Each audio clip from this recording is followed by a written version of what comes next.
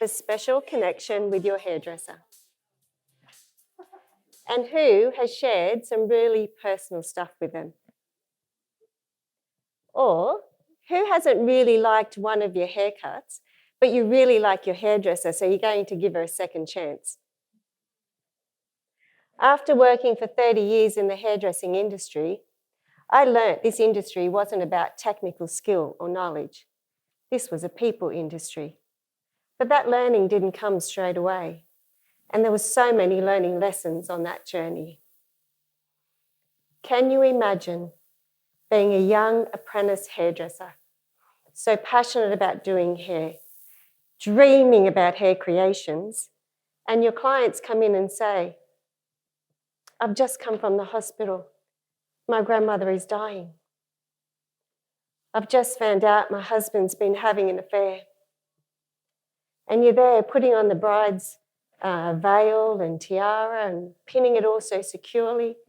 And she says, I don't want to get married today. I don't even love my fiance. Or what about, do you think you can take it shorter this time? I won't be back for a while. The bank has just taken my home. Or you're there shampooing your client's hair and you notice there is so much hair left in your hands, way too much to go in the drain. So as you're discreetly putting it in the bin, she says, that was my hair, wasn't it? She was going through chemo. Yes, I learnt this was an industry about people. This wasn't cutting, colouring, styling, foiling, tinting, perming. This was grief, trauma, betrayal, stress, divorce, and different personality types.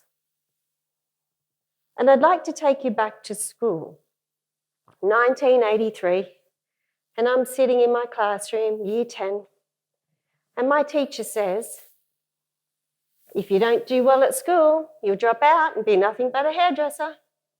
Students who don't hand their assignments in on time, they do those dead-end jobs, like people's hair. And I remember at that moment going bright red and sinking back in my chair, because all my friends knew I wanted to be a hairdresser. And now they'd turned and stared at me. You see, that teacher saw hairdressing as a dumb industry. But when I was a 5-year-old little girl, I used to play hairdressers with all my dolls.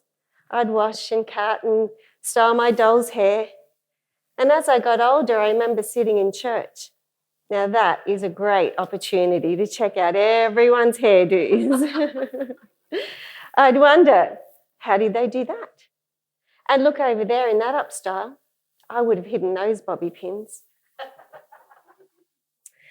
Yes, I learnt this was a people industry. Have you ever been passionate about something, whether it was a career or an idea? And did you get judgment from others or have those teachers in your life? And what about your learning lessons you got along the way? I bet you they weren't all wrapped in love, but probably more rough and tough, a bit like sandpaper. So I'd like to fast forward to 2009. A friend invited me to an emotional intelligence workshop. And not knowing much about this, I thought, oh yeah, I'll go anyway.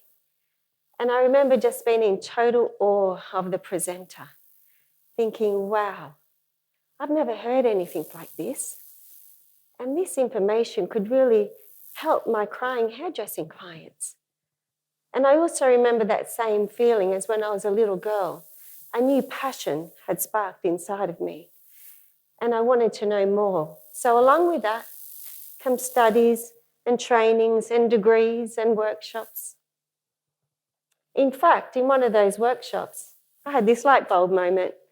I'd like to write a book one day about what I know now as a therapist that I wished I had known as a hairdresser.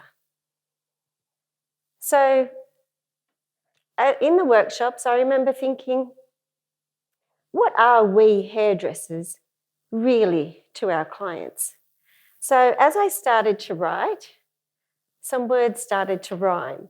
So I'd like to share that with you today, more than just a hairdresser. I'd like a change, but not too much off my length, because in biblical times, my hair gave strength. This strength to be a woman and show I'm much more. I love my luscious locks, for they inspire me to soar. I can be myself and feel comfort in my own skin, but if you change me too quickly, I may never be me again. I'm open to your ideas and love the creativity you show. You're a vital part of my journey through life as I grow. You make me feel safe as your fingers run through my hair.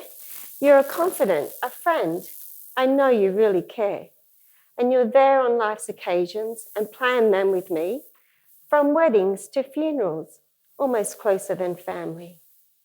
And when the sad times arrive and fragility affects my condition, you arrive with turbans and wigs, soothing tears like a magician. You are more than just a hairdresser, how much you may never know. You bring me joy and confidence and soothe my very soul.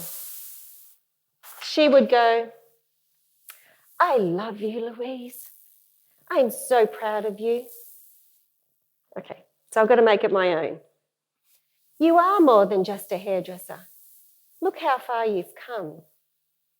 And in those workshops, I also learnt about having goals and the belief that I can do, be, or have anything. Because I learnt your life only grows as big as you do.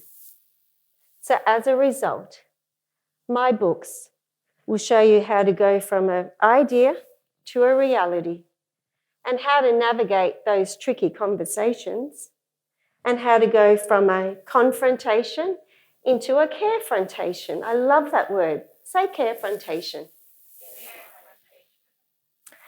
And I learnt to make over my mindset. And I've had people say, but your book isn't just for hairdressers. No, what I'm looking for is anyone working in a people industry, and also for people who might feel stuck in their story, but want to stand tall and grow in their story. Who do you know? Thank you.